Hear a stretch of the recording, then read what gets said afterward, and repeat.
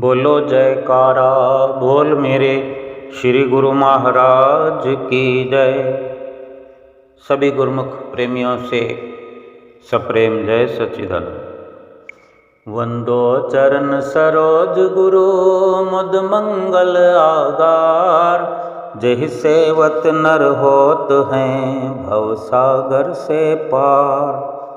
गुरु जी के सुमिरन मात्र से नाशत विघ्न अनंत, तासे सर्वारंभ में ध्यावत हैं सब संत। महापुरुषों के वचन हम मानने में बड़ी ढील करते हैं, आनाकानी करते हैं और ठीक प्रकार से मानने का प्रयत्न नहीं करते। सतगुरु जो हमें राह दिखाते हैं, हमें एक ही प्रकार से समझ लेना चाहिए कि जब खुद पार ब्रह्म परमेश्वर सतगुरु के रूप में अवतरित हुए हैं, पहले ये यकीन तो करें कि ये सतगुरु ही स्वयं परमात्मा हैं, पार ब्रह्म हैं, परमेश्वर हैं, भगवान हैं। भला इनसे क्या छिपा है? कौन सा ऐसा कार्य है जो वे नहीं कर सकते? कौन सी दुविधा है, कौन सा दुख है जो हमारा दूर नहीं कर सकते? उनकी महिमा को तो गाया ही नहीं जा सकता, उनकी रहमतों का वर्णन नहीं किया जा सकता कि अगर उनकी रहमत हो जाए तो कुछ का कुछ परिवर्तन हमारे जीवन में देखते ही देखते पलों में, सेकंडों में हो जाता है। एक कदरदान लिखता है कि रहमत तेरी जे मैं लिखण लग जावां, तां लग जान साल हजार। मेरी कलम छोटी है सतगुरु जी, तेरी महिमा अनंत अपरंपार। मैं सेवक हाँ तेरे दरदा, तू है दाता बख्शनहार। इस प्रकार अगर हमारे दिल में जगह बन जाए, हमारे दिल में ये भाव जग जाए और ठीक प्रकार से हम समझने लगें कि यही पार ब्रह्म परमेश्वर खुद करण करावनहार है, अगर उनके चरणों में पहुंच करके हम अपना समर्पण करें, अपना मन चित्त उनके हवाले करें, अपनी सोच को उनकी सोच से मिलाएं, तो हर प्रकार से सुख सुविधाओं से हम भरपूर हो जाएंगे। कम मेहनत करने में अधिक से अधिक लाभ प्राप्त होगा। आर्थिक स्थिति ठीक हो जाएगी, मानसिक स्थिति ठीक हो जाएगी, शारीरिक सभी पीड़ाएं, शारीरिक अवस्था ठीक हो जाएगी। और फिर क्या चाहिए? इंसान दुनिया में रात और दिन जो मुब्तिला है, गलतान है, जो लगा पड़ा है, वो किस लिए? शरीर को ठीक करने के लिए, शरीर को सुंदर बनाने के लिए, अपनी मानसिकता को अच्छा करने के लिए। आत्मिक स्थिति का तो उसे ख्याल नहीं है और आर्थिक स्थिति के लिए रात दिन लगा है, शरीर के लिए प्रयास कर रहा है, धन के लिए प्रयास कर रहा है, अपने मन को तरोताज़ा करने के लिए प्रयास कर रहा है, ना तो उसे आर्थिक स्थिति में सफलता मिल रही है, ना मानसिक स्थिति उसकी संवर पा रही है, ना शरीर की हालत को वो ठीक कर पा रहा है, फिर क्या है? फिर मेहनत करने का लाभ क्या हुआ? और मेहनत की अगर बात करते हैं तो केवल मेहनत ही नहीं, बल्कि इसी मेहनत के सहारे मेहनत के साथ साथ ये शरीर भी जा रहा है, श्वास भी जा रहा है, ये अनमोल जो जीवन है ये भी चलते चला जा रहा है, हाथ से निकल रहा है, अभी गया कि अभी गया। और सतगुरु की रहमत हो जाए, अगर सतगुरु की चरण शरण में हम पहुँच करके उनको पार ब्रह्म परमेश्वर समझ करके उनके चरणों में अपना मस्तक धर दें, सब अपने पाप गुनाह अपनी भूल सब कुछ बख्शवा लें, क्योंकि वे बख्शनहार हैं, बख्शनहार बन के आए हैं। ये जो सतगुरु का रूप है ये दयालुता का अवतार लेकर आए हैं। खुद पार ब्रह्म परमेश्वर हमारे लिए हमारे बराबर का दर्जा लेकर आए हैं, इंसान बनकर आए हैं, हमें संवारने के लिए, हमें सुखी बनाने के लिए। और हम केवल रात और दिन दुनियावी काम धंधों में लगकर दुनियावी रिश्तों पर, दुनियावी हुकूमतों पर तो यकीन करते हैं, लेकिन दुनिया बनाने वाले परमात्मा पर हमें यकीन नहीं होता। बार बार संत महापुरुष पुकार पुकार कर समझाते हैं, अपने नज़दीक बिठाते हैं कि ये जो सतगुरु की ओर जाने वाला रास्ता है हमें जो मिल गया है, अगर ना मिला होता तो फिर हम आम दुनियादार की तरह इस भव में, इस संसार सागर में, इस भव के सागर में, दुखों के सागर में, ये दुनिया और क्या है? दुखों का सागर ही तो है। और इतना अथाह है, दुखों से भरा हुआ इतना गहरा सागर है कि इसमें गोते लगा लगा करके जन्मों जन्मों तक पड़े इसमें भटकते रहेंगे, जन्म लेते रहेंगे, मरते रहेंगे। ये मनुष्य जन्म तो मिल गया है, लेकिन हर बार तो मनुष्य जीवन नहीं मिलेगा। मनुष्य जीवन में आकर के अगर यहाँ मझधार में गोते खाते हुए सतगुरु की शरण में पहुँचे बिना, सतगुरु की शरण लिए बिना केवल पशुओं वाले कर्म करते रहे और पशुओं की योनियों में चले गए, फिर कभी समाप्त ना होने वाला ऐसा सिलसिला योनियों का चल पड़ेगा जिसे हम 84 लाख योनियों का नाम देते हैं। लेकिन विचार इसलिए करना है कि हमें सतगुरु की शरण मिल चुकी है। हम सब गुरुमुखों की श्रेणी में आ गए हैं। तब गुरुमुखों की जिम्मेदारी अधिक बढ़ जाती है कि अगर इतना बड़ा हमें पद मिल गया है कि गुरुमुख कह करके हमें संबोधित किया जाता है। आम इंसान जो हम दुनियादार की ओर इशारा करते हुए कहते हैं, सुनते हैं, सत्संग में भी सुनते हैं कि आम इंसान जो है, आम दुनियादार जो है दुखों से भरपूर है। लेकिन गुरुमुख जो है, जिसे सतगुरु की शरण मिली हुई है, सुखों के भंडार में पहुंच गया है, शुरुआत हो गई है।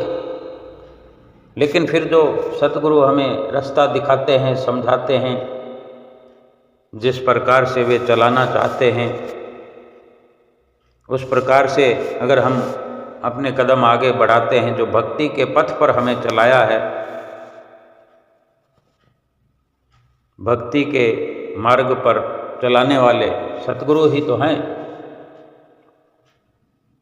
अगर उनके कहने में आ जाएं, उनकी आज्ञा का मनन करें तो सुखों के भंडार में हर वक्त पहुँचे हुए रहेंगे, इस लोक में भी और परलोक में भी। इस लोक के बाद तो एक अवर्णनीय सफलता हमें प्राप्त होने वाली है। जैसे कि कोई कदम रखते रखते रखते अपनी मंजिल की ओर बढ़ रहा होता है, सही दिशा में चल रहा होता है, जैसे जैसे चलता जाता है तो उसको सफलता प्राप्त होती जाती है। एक रेलगाड़ी अपने शुरुआती स्टेशन से चलती है तो सफ़र करने वाला यात्री देखता है कि स्टेशन बाय स्टेशन एक एक करते स्टेशन पीछे निकलते जाते हैं। उसको एक आनंद महसूस होता है कि अब इतना समय व्यतीत हो गया तो मेरा इतना सफ़र पूरा हो गया, अब इतना सफ़र पूरा हो गया। और फिर देखते ही देखते वो घड़ियाँ गिनता है, मिनट सेकंड गिनता है कि अब मेरी मंजिल आने वाली है। क्योंकि सही दिशा की ओर अगर कोई यात्री सफ़र कर रहा है तो उसकी मंजिल आने वाली है। एक मंजिल का पड़ाव आ गया, हो सकता है फिर आगे की मंजिलें भी तय करनी हो, तो कभी ना कभी ये मंजिलें भी स्टेशनों की तरह बीतती जाएंगी। एक एक करके मंजिल बाई मंजिल पहुंचते हुए जब अंतिम पड़ाव आ जाएगा तो ये 84 लाख योनियों का सिलसिला भी समाप्त हो जाएगा। ये सतगुरु की कृपा के बदौलत ही ऐसा हो सकता है, संभव हो सकता है, क्योंकि वही पथ प्रदर्शक हैं, इस राह को जानने वाले हैं और इस राह पर हमें चलाने वाले हैं। और तभी ये विचारणीय बात है कि हमने अनमोल जीवन में अनमोल ये रास्ता प्राप्त कर लिया है सतगुरु की शरण में आकर, जो भक्ति के मार्ग को हमने अपनाया है। सतगुरु के अनंत अनंत उपकार हैं हम पर कि जो उन्होंने ये परोपकार का मार्ग बनाया है, हमें भक्ति का पथ दर्शाया है। जो भी गुरुमुख प्रेमी अपनी अविरल धारा को जोड़ देते हैं अपने सतगुरु के चरणों में, सच्ची लगन से जुड़ जाते हैं, वे आवश्यक ये महसूस करते होंगे कि वो जितनी मेहनत संसार में करते हैं उससे 2 गुना लाभ उनको मिलता है। यूँ समझें कि अगर एक आम इंसान 1000 रुपया कमा के लाता है और एक गुरुमुख प्रेमी 500 रुपये कमा के लाता है, वो 500 रुपये वाले जो लाभ गुरुमुख को मिलते हैं वैसा लाभ 1000 रुपया कमाने वाले आम इंसान को नहीं मिलते। क्यों? कि सतगुरु के चरणों से जुड़ने पर सतगुरु की जो रहमतें हैं वो अपने गुरुमुख प्रेमियों के जीवन में बरसती रहती है। सतगुरु की रहमतों की छांव तले गुरुमुख सेवक कदम बढ़ाता है। वो तो संसार को भी दरबार समझ करके जीवन व्यतीत करता है। उसे लगता नहीं कि मैं संसार में रह रहा हूँ, क्योंकि वो आम इंसान नहीं है, वो खास है, सतगुरु का खास सेवक है। और एक आम इंसान अगर सतगुरु के मंदिर, द्वार, कुटिया, आश्रम के नज़दीक से भी गुजर जाए, लेकिन उसे बेखबरी है, उसे ठंडी हवा का झोंका लगेगा भी, एक सुकून महसूस होगा, लेकिन वो समझ नहीं पाएगा कि ये कैसे मुमकिन हुआ कि मेरे दिल में थोड़ी देर के लिए सुकून महसूस हुआ।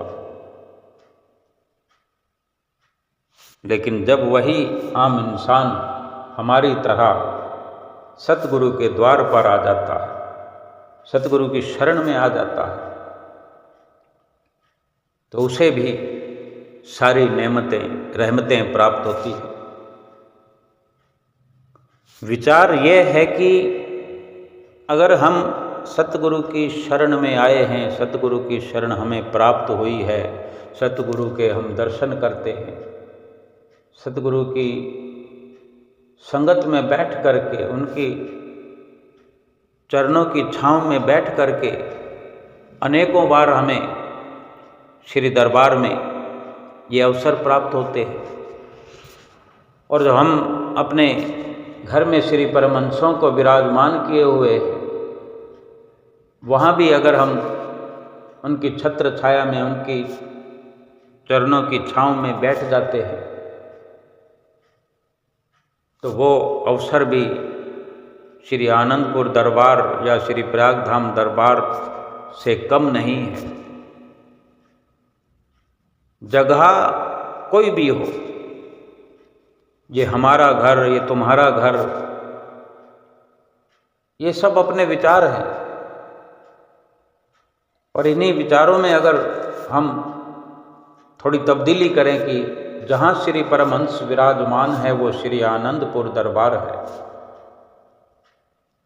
हमारा मंदिर चाहे छोटा हो, लेकिन दिल का मंदिर जो है वो हमारे अपने सुंदर भावों पर निर्भर है कि हम उसको कितना बड़ा हुआ देख सकते हैं। वो श्री आनंदपुर दरबार से भी बड़ा महसूस कर सकते हैं। जैसे ये मन 7 समुंदर पार कैसे पल के पल में पहुंच जाता है और पल के पल ही लौट आता है, ये भाव है। और ऐसे ही भाव अपने हृदय में धारण करें कि मेरे श्री परमहंसों के आगे में बैठ करके, खड़ा होकर के श्री आनंदपुर दरबार में पहुंच गया हूँ, रूबरू उनके खड़ा हुआ हूँ और श्री गुरु महाराज जी के वचन सुन सकते हैं। अंतर हृदय की भावनाओं से सतगुरु के वचनों को महसूस कर सकते हैं, उनके दर्शनों को महसूस कर सकते हैं, उनकी रहमतों को प्राप्त कर सकते हैं। अगर इतना दर्जा पा करके, ये वो अवसर है जो देव दुर्लभ है, सतगुरु की शरण मिल जाना ये देव दुर्लभ अवसर है। ऐसे अवसर को पा करके अगर हम लापरवाही करें, सतगुरु की आज्ञा पर न चलें, सतगुरु के वचनों की पालना न करें, तो इतना बड़ा लाभ प्राप्त करने पर भी हम आम इंसान की तरफ खिंचते हुए चले जाएंगे। आम संसारियों जैसा हमारा रहन सहन ही बना रहेगा। फिर जो सतगुरु मुखारविंद से फरमाते हैं कि लोक सुखी और परलोक सुहेला होता है, वो कैसे होगा? या फिर थोड़ी सी भक्ति करके केवल चले गए, दर्शन कर लिया, लंगर में खा पी लिया, आरती पूजा में चले गए, कोई सेवा का ख्याल नहीं, कोई सुमरन का ख्याल नहीं, कोई आरती पूजा में कोई लगन नहीं। हमारी अपनी आत्मा के लिए हमें कोई चिंता नहीं, कोई चिंतन नहीं प्रभु का। फिर थोड़े से में क्या होगा? मुकम्मल लाभ के लिए मुकम्मल पुरुषार्थ करने की बेहद जरूरत है। संसार का कोई भी काम हम आधा अधूरा नहीं करना चाहते। कोई कारपेंटर हो, बढ़ाई हो, बढ़ाई खाने में जो उनका काम होता है, दरवाजे बनाते हैं, पलंग बनाते हैं, लकड़ी के बहुत सारे कार्य होते हैं उनके कारखाने में।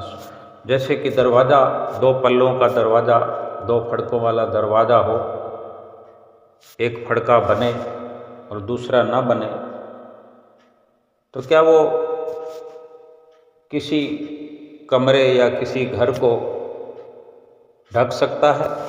या आधा अधूरा काम है? कोई कारीगर अगर ऐसा कार्य करता है तो उसको कोई काम देता है? बैंक में चले जाओ,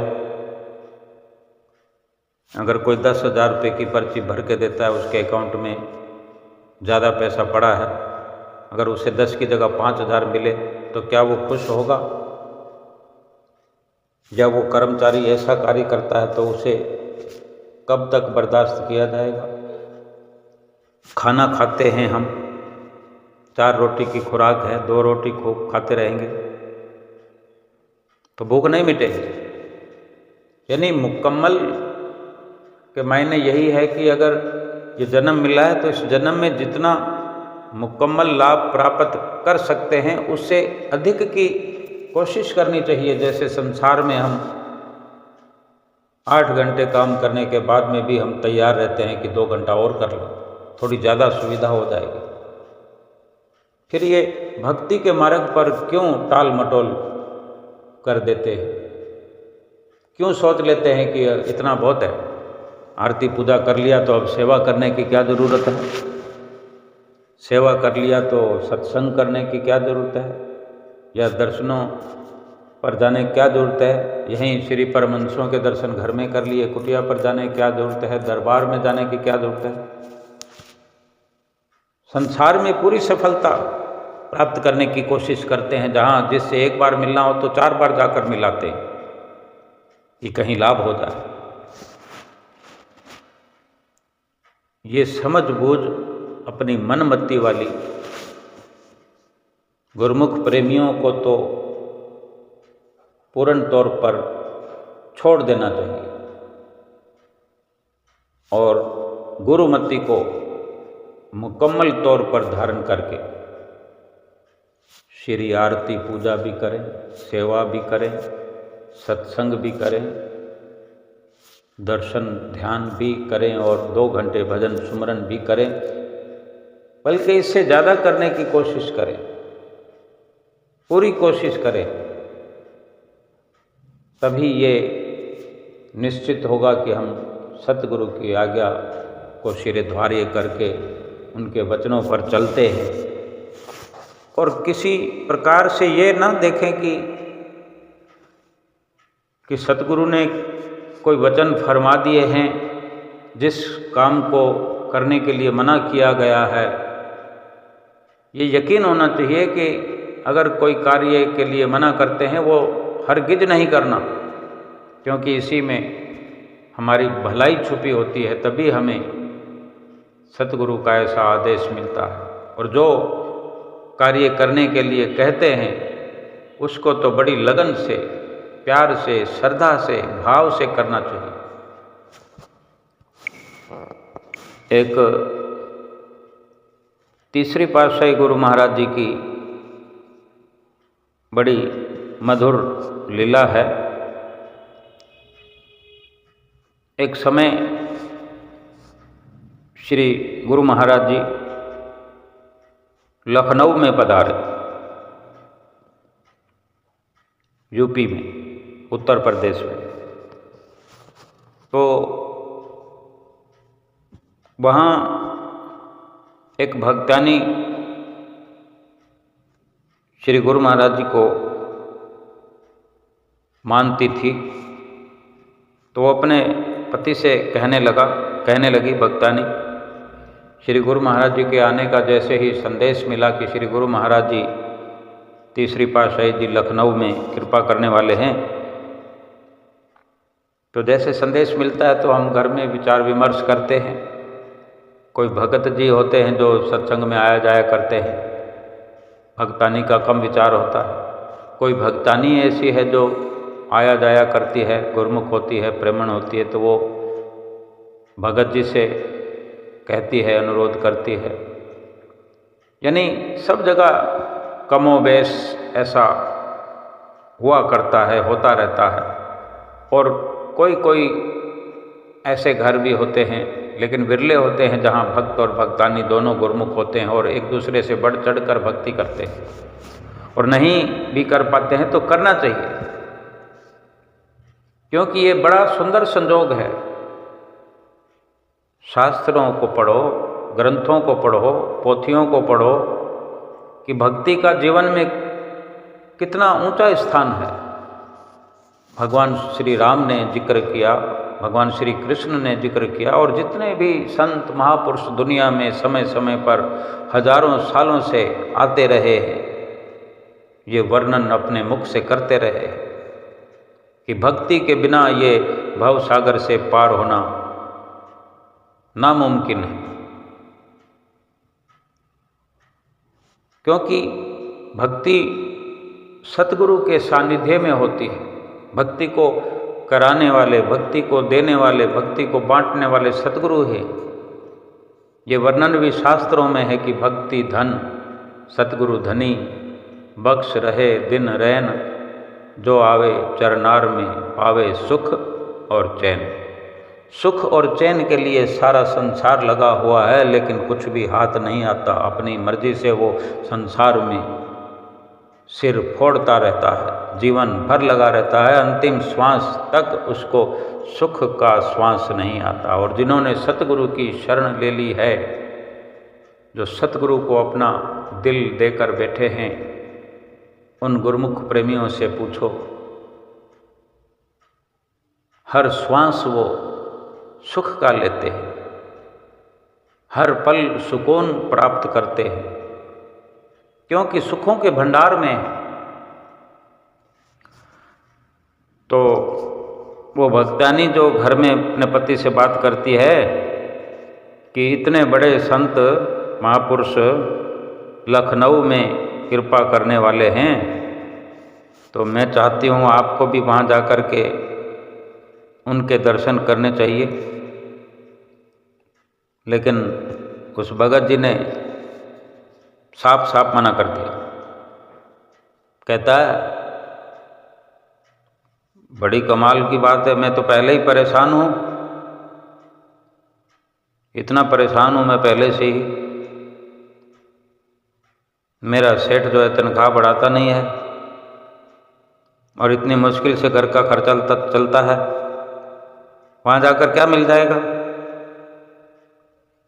अब देखो, हर कोई अगर पहले तो संतों की शरण में अगर ऐसा अवसर मिले सत्संग का, सतगुरु संत महापुरुष कहीं पधारते हैं तो उन्हें कहीं इशारा मिलता है गुरुमुख बनने का, तो वो यही सोचते हैं कि वहाँ क्या मिलेगा। यानी जो भक्ति वहाँ मिलती है, रामायण में कथन है, महाभारत में, गीता में कथन है, लेकिन आम इंसान इस बात को समझता नहीं है। रामायण भी पढ़ता है, सुनता है, गीता भी पढ़ता है, सुनता है, लेकिन समझता नहीं कि भक्ति क्या है। केवल ये जो संसारिक मुद्रा है, धन है, पदार्थ है, ये सब कुछ मिलता रहे। कभी सत्संग में जाने का कोई न्योता मिले, अवसर मिले, तो वो भी फिर सोचता है वहाँ क्या मिल जाएगा। तो वो भी अपना ख्याल बयान करता है कि वहाँ क्या मिल जाएगा, मैं तो पहले ही परेशान हूँ। तो वहाँ कोई परेशानियाँ बढ़ाई थोड़ी जाएंगी, परेशानियाँ ख़त्म करने की जगह है। जहाँ संत महापुरुष पहुँचते हैं, वहाँ पर अगर उनकी चरण शरण में कोई जीव आता है, कोई दुखी आता है, परेशान आता है, तो वो तो परेशानियाँ बढ़ाने के लिए ही संत महापुरुष एक जगह से दूसरी जगह जाते हैं, दुखी जीवों के दुख मिटाते हैं। तो उसकी पत्नी फिर कहती है कि आप सतगुरु के दर्शन करके आओ तो सही, आप जाओ तो सही, गुरु महाराज जी बड़े दयालु हैं, सब ठीक कर देंगे। तो ठीक तो हर कोई होना चाहता है। कुछ गुरुमुख प्रेमी इस बहाने ही सही, चलो इतनी तो कम से कम बनी बनाई पत्नी में होनी चाहिए। अगर पति कहे तो पत्नी चली जाए और पत्नी कहे तो पति चला जाए। कोई गलत रहा तो है नहीं। मनुष्य का जन्म मिला है, अगर मनुष्य जन्म में भक्ति का रास्ता मिल रहा है तो ये तो भगवान श्री राम भी कहते हैं कि सद्गुरु की शरण मिल जाए, इससे बढ़कर सौभाग्य की बात क्या हो सकती है। तो पत्नी का, अपनी भक्तानी का कहना मानकर चला गया और वहाँ गया, चरणों में सिर झुकाया, सतगुरु के चरणों में शीश निवाया। तो देखो श्री गुरु महाराज जी अंतर्यामी हैं। श्री गुरु महाराज जी ने सीधा ही पूछा उससे कि क्या परेशानी है, बताओ तुम्हें क्या परेशानी है। तब वो व्यक्ति बोलता है, हाथ जोड़कर कहता है, मेरी तनख्वाह बहुत कम है, जो मेरा सेठ है वो तनख्वाह बढ़ाता नहीं है। सतगुरु तो दयालु है, हालांकि भक्ति के अलावा तो सतगुरु कुछ और नहीं बांटते हैं, लेकिन जिस पर नज़र पड़ जाए, दया की नज़र फिरा दें, जिस पर दया की दृष्टि डाल दें, जिस पर होएं सतगुरु दयाल, भक्ति धन से करे निहाल। भक्ति का धन तो देते ही देते हैं, संसार का धन तो चुंगी में दे देते हैं। तो श्री गुरु महाराज जी की ये अनुपम लीला कि श्री गुरु महाराज जी ने वचन किए कि अपने सेठ को जाकर कहो कि मैं नौकरी छोड़ रहा हूं। और जब ये वचन सुने उसने, प्रेमी ने, तो वह वहाँ से खिसक गया। ये सुनकर वो तो अपने वापस घर चला आया, रुका भी नहीं फिर, और अपनी पत्नी को सारी बात बताई और कहने लगा कि ये तुम्हारे गुरु महाराज जी तो ऐसा कह रहे हैं कि नौकरी छोड़ दो, अपने सेठ को जाकर बोलो मैं तो नौकरी छोड़ रहा हूँ। अगर मैंने सेठ को ये कह दिया कि मैं नौकरी छोड़ रहा हूँ तो वो कोई और नौकर रख लेगा, मेरी नौकरी चली जाएगी। जो कुछ मिलता है, जो तनख्वाह मिलती है, उससे भी हाथ धो बैठेंगे, फिर घर कैसे चलेगा, खर्चा कैसे चलेगा। तब उसकी पत्नी कहती है अपने पति से, भगत से, कि आप महापुरुषों की बात मानो तो सही, क्या पता सब कुछ ठीक हो जाए। जैसा श्री गुरु महाराज जी ने कहा है वैसा करके देखो। तो वो फिर से अपनी पत्नी की बात मानते हुए अगले दिन जब सेठ के पास पहुंचा तो जाकर सीधा सीधा कह दिया, सेठ से कहने लगा, मैं आपकी नौकरी छोड़ रहा हूँ, अब मेरा खर्च इस तनख्वाह से नहीं चलता, आप किसी और को रख लें। ऐसा सुनते ही सेठ को जाने क्या प्रेरणा हुई श्री गुरु महाराज जी की। तो सेठ कहता है कि मैं आज से तुम्हारी तनख्वाह 2 गुना करता हूँ। ये सुनकर तो वो व्यक्ति, वो प्रेमी मन ही मन खुश होने लगा कि ये तो चमत्कार हो गया, और अपने गुरु महाराज जी को याद करने लगा। अब तो गुरु महाराज जी अपने हो गए। हम नित्य प्रति जयकारा बोलते हैं ना, बोलो जयकारा बोल मेरे श्री गुरु महाराज की जय, मेरे श्री गुरु महाराज की जय। तो कुछ तो है, हमारा संबंध है, जाने कितने जन्मों का संबंध है। कोई अनजान व्यक्ति भी अगर नया नया भी आता है तो वो जयकारा तो लगा ही देता है, बोल मेरे श्री गुरु महाराज जी की जय। उसको खुद को पता नहीं कि मैं क्या कह रहा हूँ, लेकिन यकीन करने की बात है, यकीनन ही ये हम सब के श्री गुरु महाराज जी हैं, जो कि ये सूक्ष्म आत्मिक संबंध है। लेकिन प्रगट में जब तक हमें समझ नहीं आएगा कि हमारी आत्मा और परमात्मा का ये अटूट रिश्ता है, ना तो हमारी आत्मा को हम समझने के लिए तैयार हैं, ना फिर सतगुरु को परमात्मा मानने के लिए तैयार हैं। जब तक ये उलझन बनी रहेगी तब तक गुरु की मति पर चलना बड़ा मुश्किल सा रहेगा। संशय बना रहेगा, विश्वास नहीं होगा। गुरु महिमा में गाते हैं ना, सत्य असत विचार न कीजे, गुरु को कथन मान सब लीजे।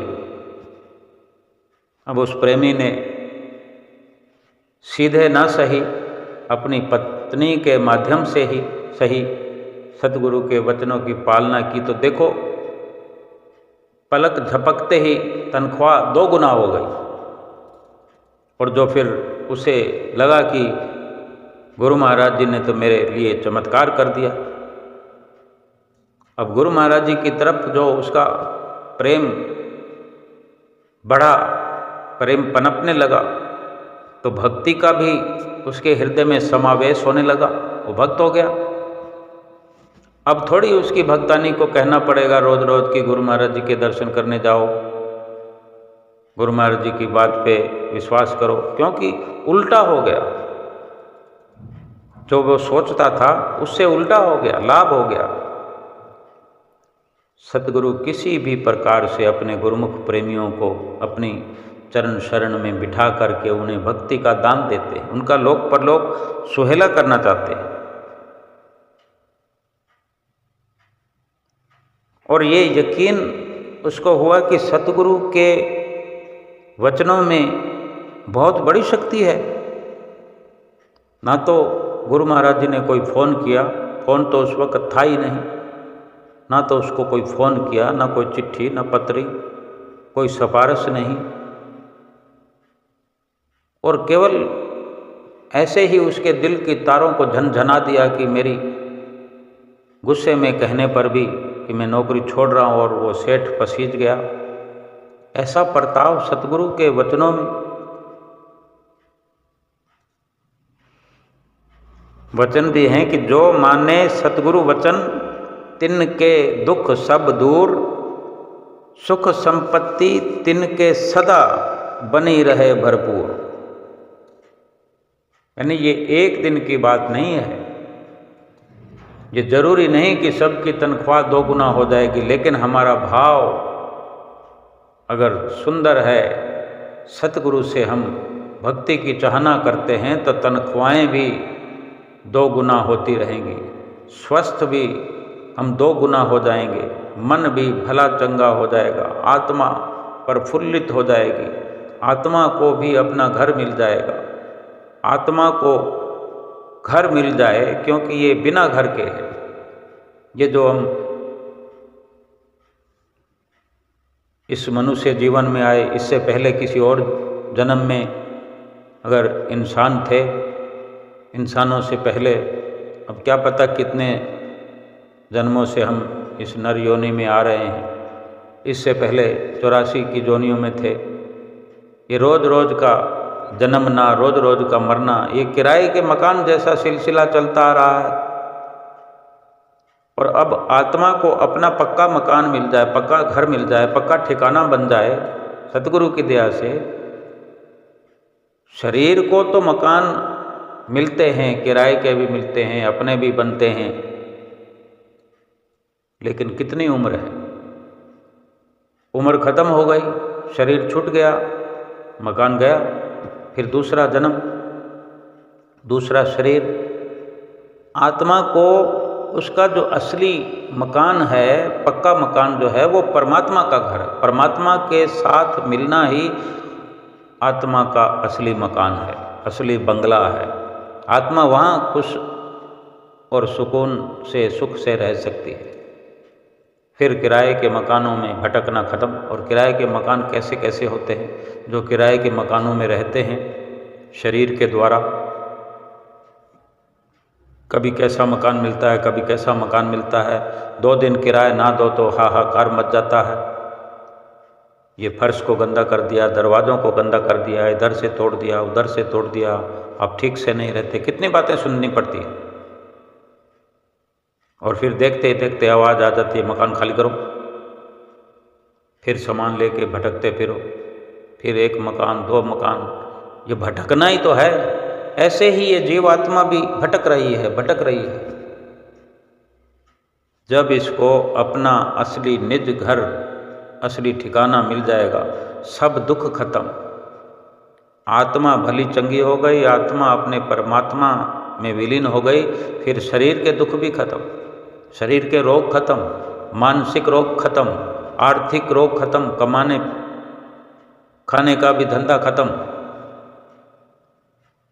यही तो असली सुख है। जब आत्मा शरीर को छोड़ेगी तब छोड़ेगी। लेकिन अभी इसी शरीर के अंदर सुख मिल जाए, आत्मा को भी शरीर को भी, ये तभी संभव है